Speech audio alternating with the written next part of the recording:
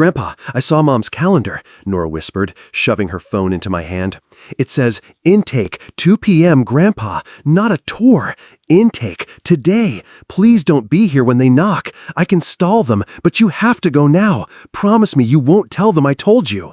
"Grandpa," Nora whispered from the hallway, eyes bright with worry, "please don't open the door at 2.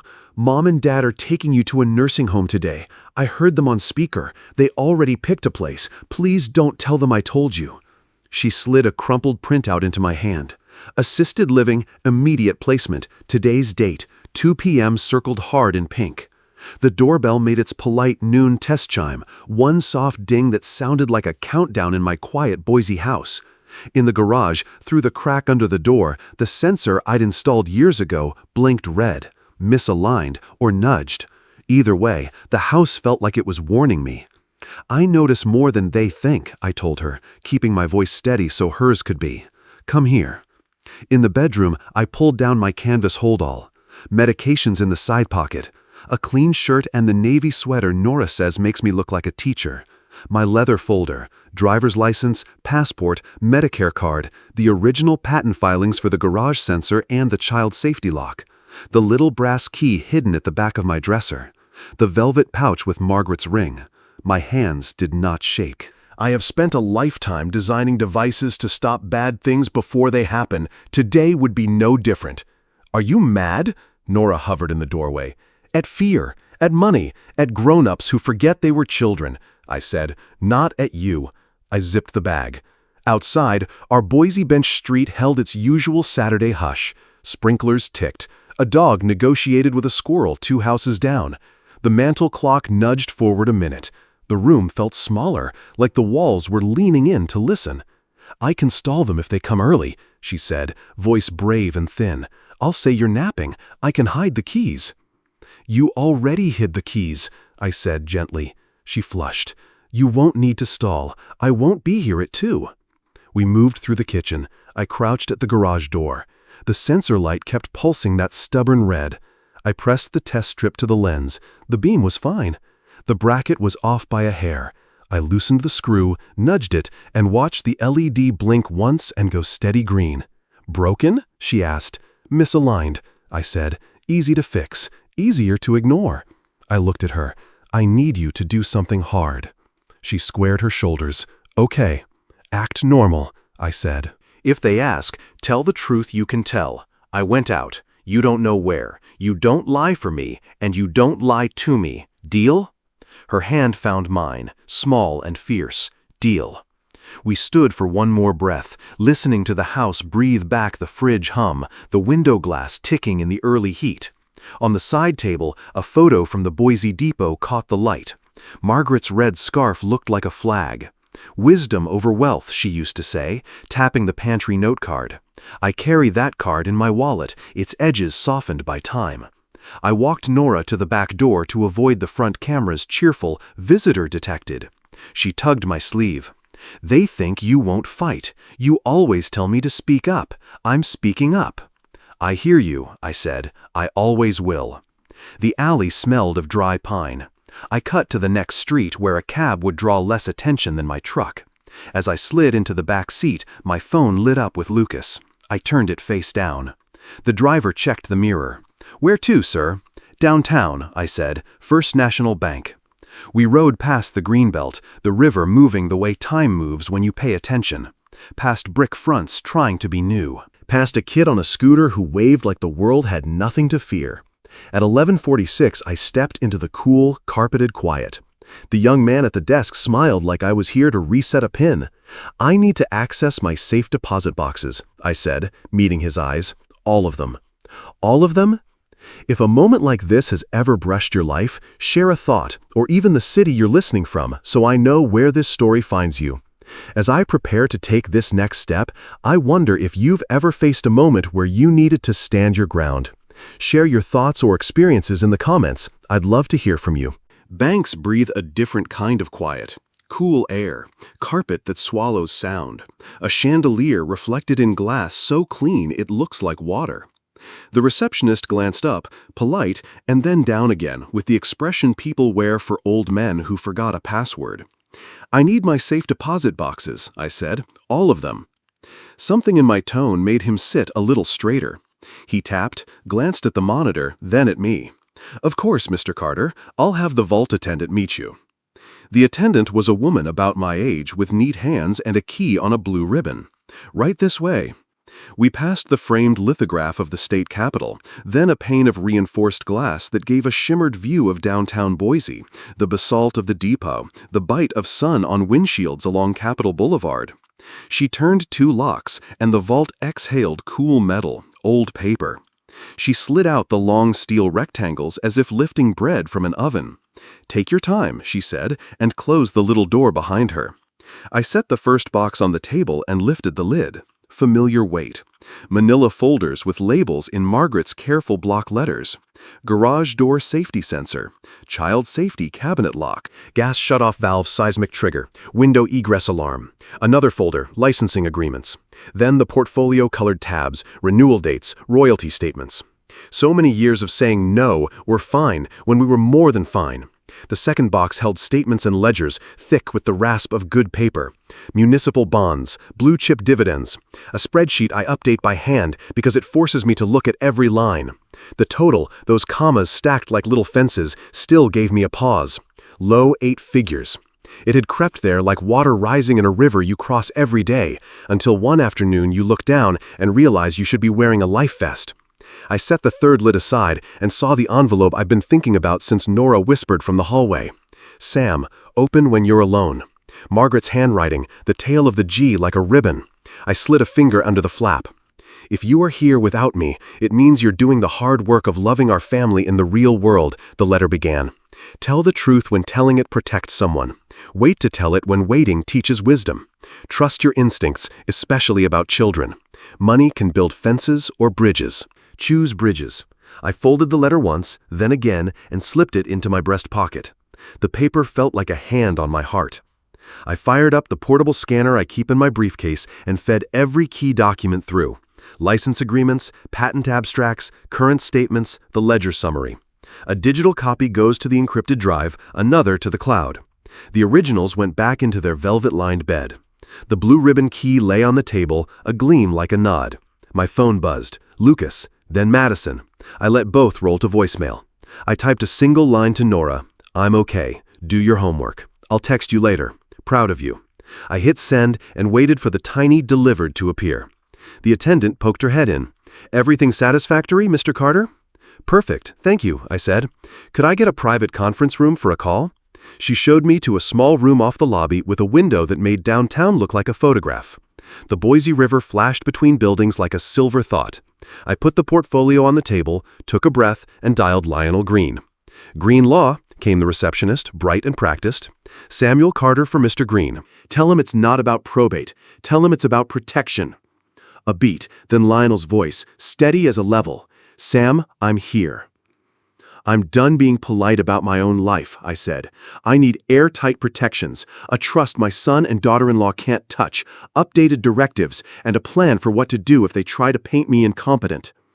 "How soon can you be in my office?" he asked. "Name the time." 30 minutes.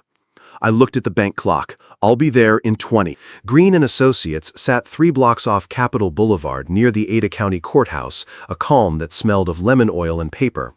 Lionel stood when I entered, warm grip, lawyer's eyes. "Sam," he said, "tell me." I told him enough, the 2 p.m. tour, the printout Nora slipped me, the house that felt smaller. I slid my portfolio across his desk. Patents for a garage door safety sensor, a child safety lock, a seismic gas shutoff, a window egress alarm, then royalty statements and a ledger that stacked commas like fences. "You and Margaret built something careful," he said. "Let's make it resilient." "How?" "First, Nora's future, an irrevocable trust. You as grantor, an independent professional trustee. Distributions limited to health, education, maintenance, support. Age milestones with discretion for emergencies. Fund a portion now, pour over from your will later." "No parental access," I said, "no loopholes." "No parental access," he repeated, writing it. "Second, update your will. Specific bequests, a clean residuary, and a condition for Lucas inheritance contingent on demonstrated stability and no finding of elder abuse or exploitation. Say it plain, I said. This is about character. Plain, he said. Third, powers of attorney, financial and medical, with springing authority only to the agent you designate. Name your primary, I'll be backup. Capacity certified by your physician, not family. Do it. Fourth, he said, prepare for a conservatorship attempt. If they file, we move to appoint Karen Patel, a guardian ad litem, the court-appointed child advocate who interviews families and reports to the judge on a child's best interests. We'll also insist on an independent capacity evaluation for you. Meanwhile, keep contemporaneous notes, dates, decisions, who you met. Paper beats rumor. I've kept ledgers longer than Lucas has been alive, I said. I'll add a log. Lionel tapped the portfolio. One more thing, proximity. If they try to wall you off from Nora, you'll want lawful, low-friction contact. I'm buying the house next door, I said, through a holding LLC. Cash. No contingencies. He picked up the phone. I know an agent on West Bannock who moves fast. Then, to me, while we draft, think like an engineer. Where are the failure points? Misalignments look fine until they don't. Doors and families, I said. His assistant brought in tabbed drafts. We worked the stack. The trust naming a corporate trustee. The will with the character clause. The POAs with tight definitions and a springing trigger. I signed, he notarized, stamped, copied. His phone chimed. Next door property is active, he said. Owners relocating. If we wire today, we could have acceptance by close of business. Wire it, I said. Full ask, short close. I'm building a bridge Margaret would recognize. We waited at the window while the wire went out. The Boise River curved like a silver hinge. The city opened and closed on pins. My phone buzzed. Grandpa, the garage door almost came down. I jumped back. I'm okay. Nora. Blood thudded, then steadied. Misaligned becomes dangerous when you ignore it. What is it? Lionel asked. A reminder, I said. We're moving fast for the right reasons. Another buzz. Cash offer accepted. 2-week closing possible, the agent wrote. I texted Nora, proud of you for telling me. Do not stand under that door. I'll be there soon. I signed the last page. Lionel gathered the originals, slid copies into a folder labeled Carter Firewall. Anything else? He asked. Yes, I said, feeling Margaret's letter like a hand on my heart. If they smear me as incompetent, we insist on Karen's involvement, and we keep every conversation polite, recorded, and true. Then we're ready, Lionel said. Let's finish the firewall. The Boise light had that pale, honest quality when I pulled to the curb outside Lucas's place. Cottonwood fluff drifted like slow snow.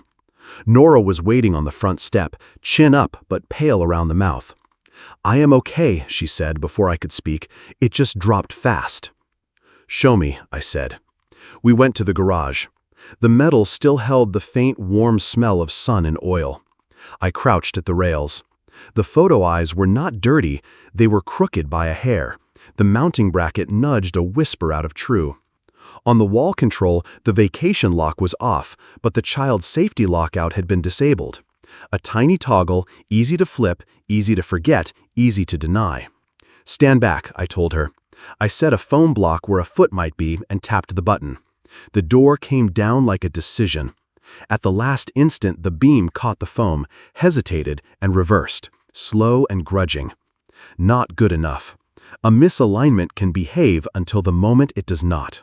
I killed power at the breaker, opened my bag, and laid out the prototype, a redundant dual-beam sensor, a tiny accelerometer that listened for vibration patterns, and a force limit module that yanked the motor's leash the moment resistance spiked above a child's ankle.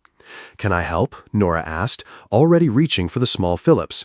You can hold the light, I said. She did, steady as a surgeon. I trued the brackets, wired the auxiliary module into the opener head, mounted the second beam lower than the first, and tapped my phone to the tiny chip that tells the system who it is. We powered back on.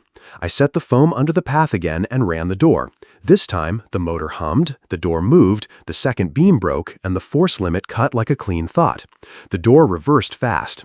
That, Nora breathed, felt different. Because it is, I said. Redundancy is how you keep a bad moment from becoming a bad ending. A voice drifted from the side yard. Everything all right over there? Mrs. Whitaker stood by her hedge, sun hat in hand, the posture of someone who has seen a lot and learned when to speak. We had a little scare, I said. All fixed now? She nodded, eyes soft on Nora. She's a brave one, walks herself home most afternoons. I keep an eye out from my kitchen. Folks talk, you know. I heard Madison tell someone, "You're slipping, Mr. Carter." She hesitated. Didn't sit right. Thank you, I said, for watching. Mrs. Whitaker tipped her hat and disappeared behind the hedge, leaving the scent of tomato vines and basil. Grandpa, Nora whispered, pulling at my sleeve. I saved things. She led me to the kitchen and opened her tablet. Screenshots of browser tabs glowed. Assisted living searches, budget columns highlighted, a local facility with a news link about citations. Then a small voice memo, the kind a phone makes when a child learns what evidence means. Madison's voice said, intake, said Sunday visits, said sell the house. Lucas's voice said, we cannot keep doing this. You were not supposed to hear that, I said softly, but I am glad you did. I do not want you to disappear, she said. I am not going anywhere you cannot find me, I said, starting soon. Through the front window, a car turned into the drive. Lucas. He stepped out, shoulders tight, saw us in the kitchen, and paused as if he could rewind the day with breath alone. Madison's sedan eased in behind him. Go to your room for a few minutes, I told Nora. Homework, door open. She nodded and slipped away. Lucas came in with that careful, brittle smile people put on when the truth is inconvenient. Dad, he said, what are you doing here? Fixing what could have hurt your daughter, I said, and setting a time to talk about the rest. Madison hovered by the island, purse still on her shoulder. A folded packet stuck from the pocket. The header read, Boise Meadows Intake, the way a label reads its own shame. Saturday, I said, 2 p.m. Here. We will discuss living arrangements with a recorder on the table. My attorney will be on call. Madison's eyebrows jumped. A recorder? So everyone remembers what they said, I said, so we do not miss a line. Lucas swallowed. Fine, he said. Saturday. My phone buzzed. Lionel. Available. If it escalates, I will reach out to the guardian ad litem. 2 o'clock it is, I said, gathering my bag. Until then, keep Nora clear of that door. I stepped onto the porch. Behind me, their voices slipped into a low argument, that old married rhythm of blame and bargain. The new sensor light on the garage blinked once and steadied to green, a small, stubborn fact in a house full of opinions. Cliffhanger. Saturday was set. Now I needed to lay my papers out like a map and make sure there were no misalignments left to hide behind. Saturday carried that Boise stillness before a storm. By 1:30, my dining table looked like a map you could drive. Folders, tabs, and a short list in my handwriting, 3 bullets I could say calm, even if their voices weren't. We talk about safety, not convenience. We decide based on truth, not rumor. We keep Nora's best interests at the center. I printed the reports again, this time with the passages highlighted. State citations for understaffing at 2 budget facilities, a medication error at a 3rd. The margins held dates and phone numbers in my neat block script. I slid them into a clear sleeve next to a 1-page summary. Alternatives to institutional placement, costs of in-home support, and how far the trust would stretch for Nora's future without touching a dime for anyone else. I checked the legal packet, irrevocable trust confirmation, updated will, financial and medical POAs with springing triggers. Lionel's card sat on top, along with a simple note in blue ink. Call anytime. 30 seconds or less to pick up. I called first. Status? He asked. Evidence organized. Recorder ready, I said. I will announce the recording. Idaho is one-party consent, but I prefer courtesy. Good, Lionel said. If they threaten conservatorship, you pivot to facts and capacity. If they question your competence, invite an independent evaluation. All move to involve a guardian ad litem if this touches Nora's welfare. Karen is aware? I asked. I briefed her, he said. She's a court-appointed child advocate, the person a judge tasks to interview family, visit homes, and report on a child's best interests. She'll remain neutral until a court asks, but she knows to pick up if I call. Thank you, I said. I slipped a pocket notebook into my jacket for contemporaneous notes. Paper beats rumor. I put my small digital recorder in the case and set my phone to a backup voice memo. The point isn't to trap anyone, it's to keep our memories honest. At 1:45, I walked next door with the folders under my arm. Nora met me at the door, hair pulled back like she was bracing for gym class. "Room?" I asked softly. She nodded. "Door open." "Good," I said.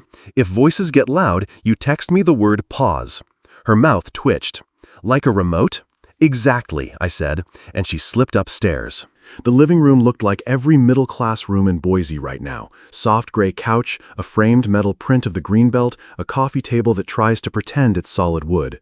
I placed the recorder on the table in the open, a black pebble with a red light off. Next to it, I stacked 3 piles.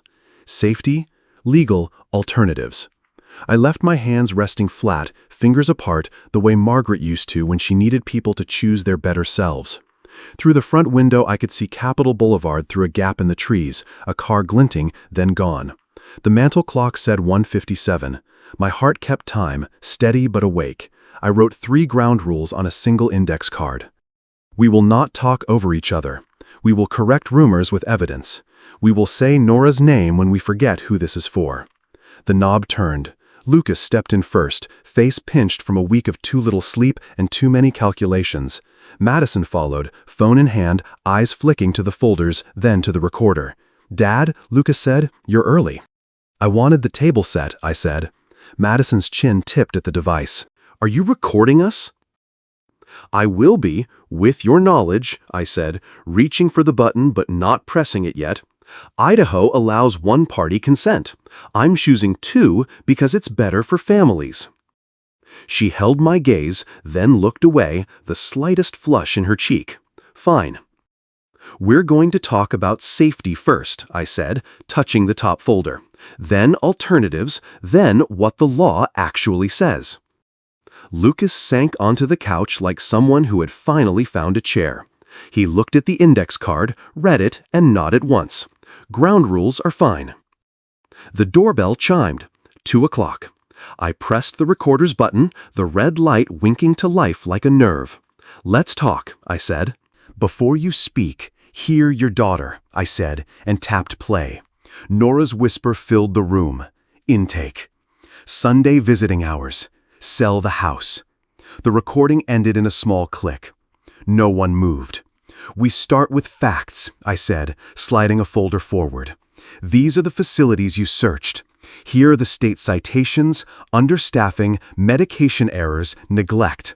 Nice places do not read like this." Madison's mouth tightened. Lucas stared at the highlights like they might fade if he didn't blink. "Second fact," I continued, placing a second folder on the table.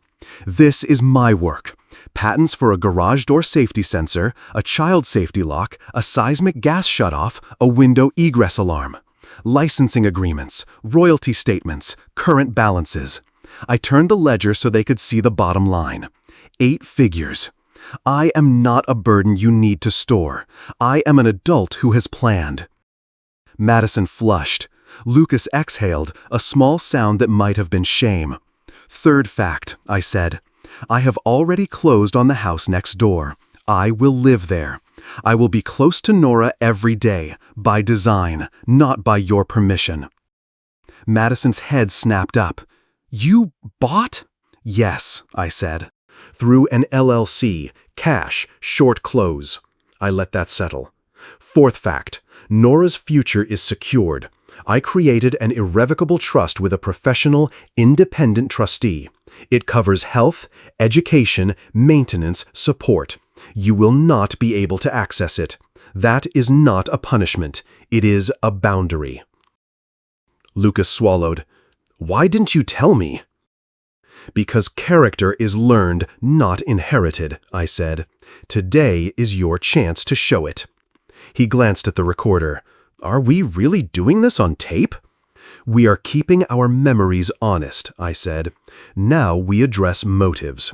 You did not choose these facilities for my safety. You chose them because they are cheap and fast. You spoke of selling my house to service debt. That is not care. That is convenience." No one argued. The clock hummed in the quiet. Here are my terms, I said.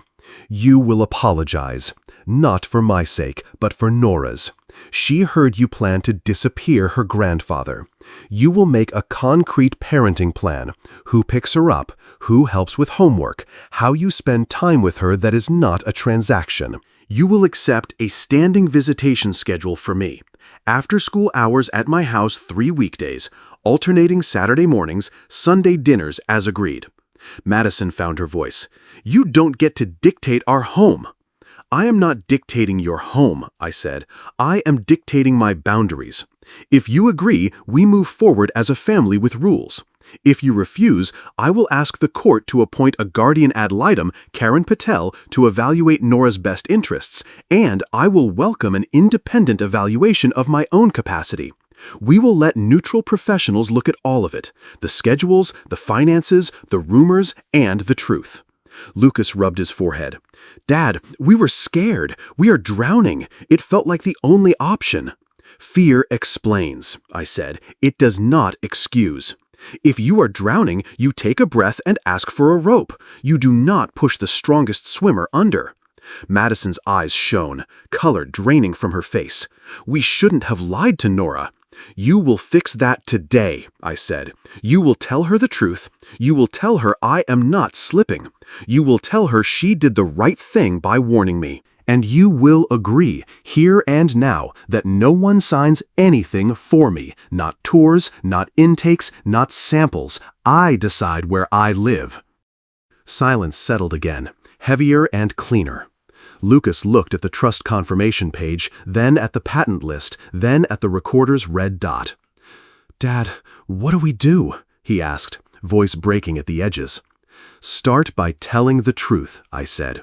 To me, to Nora. Then we put the plan in writing and keep it. Nora stood on my new porch, backpack still on, her eyes bright with excitement. Do I get to come over after school every day? Absolutely, I said, tapping the schedule we'd magnetized to the fridge. Monday, Wednesday, and Friday are ours. Saturdays alternate, and Sunday dinners are a standing invitation if everyone behaves. She grinned. Behave is a rule? It's the first one, I replied, smiling back. We moved to the garage to install the new safety sensor. I wanted it ready on day 1. Nora held the flashlight steady as I mounted the second beam lower than the first and connected the force limiter to the opener. The app chirped as I paired it, and we tested it together. The garage door moved, sensed the foam, and reversed smoothly. Better, she exclaimed.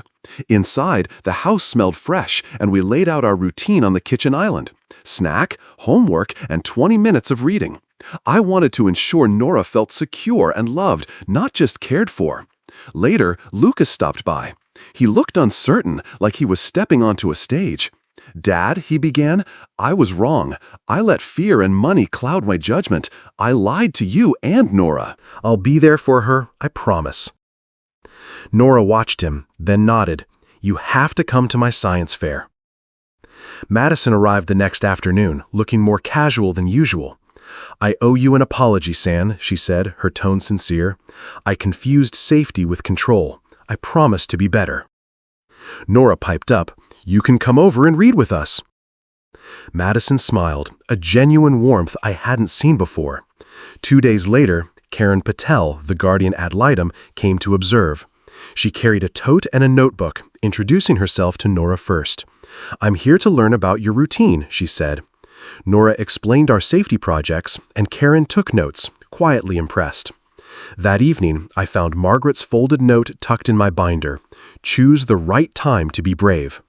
I stood in my workshop, the house quiet around me, feeling a sense of hope. The new sensor blinked steadily in the garage, and our calendar held promises for the days ahead. 6 months later, strawberry jam hissed on my stove while Nora read her science fair caption aloud, proud of the blue ribbon tucked inside the album we'd made. Lucas set plates without being asked. Madison laughed at something small and true. On the fridge, our calendar and the boundaries we chose together. Pickups at 3:15, Sunday dinner here, no decisions about me without me, no talk about slipping, quiet hours for Nora to read. Karen Patel's follow-up note sat clipped to the corkboard. Stable routines, protective presence, parents demonstrating respectful co-parenting, child thriving, no court involvement recommended. I'd read it twice and then once more, not for the praise, but for the word thriving. Lucas dried his hands and looked at me. Dad, do you think I can be a good father? Good is what you do next, I said. Do it again tomorrow. He nodded. Madison slid a bowl to Nora and mowed thank you, maybe for the jam, maybe for the second chance.